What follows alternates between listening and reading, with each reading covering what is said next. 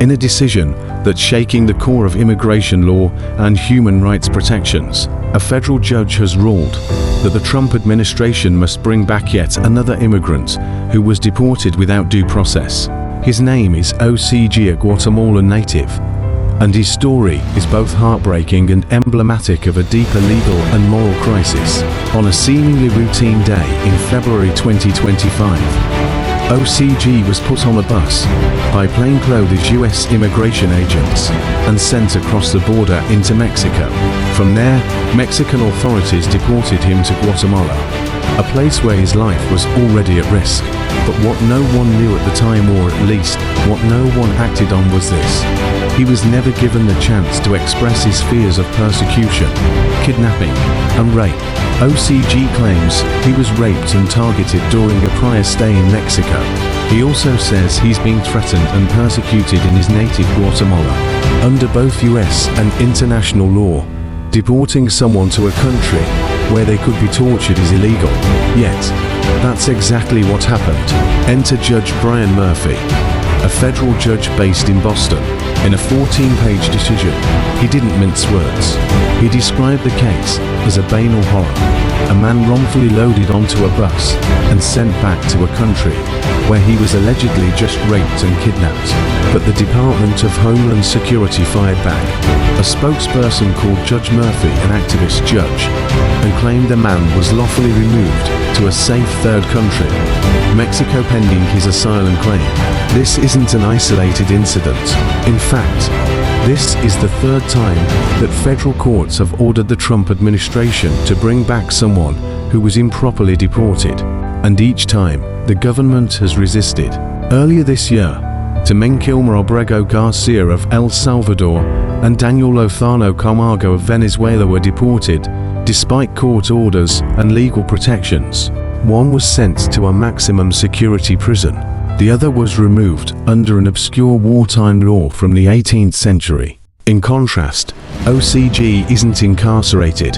He's reportedly in hiding at his sister's home in Guatemala. But make no mistake, his safety is precarious.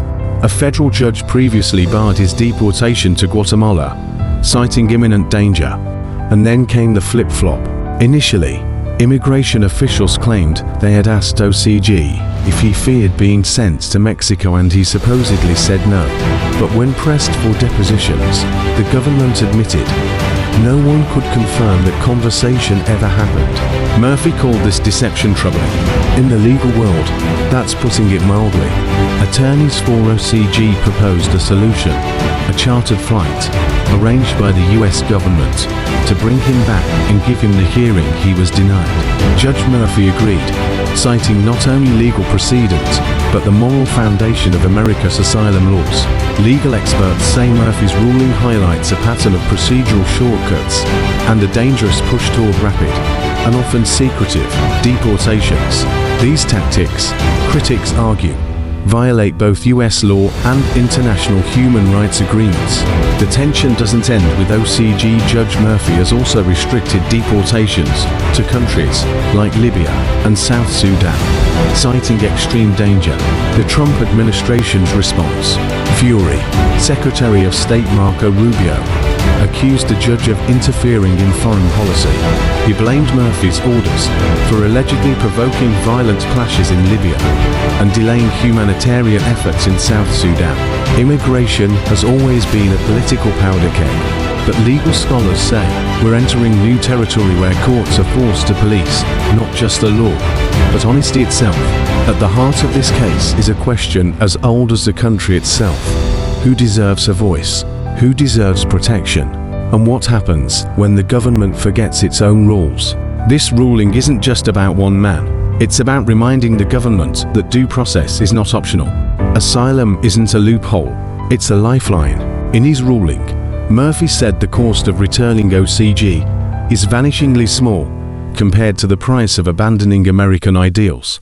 He's right, because the cost of injustice, of silence, shortcuts, and shadows is always paid by the powerless. No one leaves home unless home is the mouth of a shark.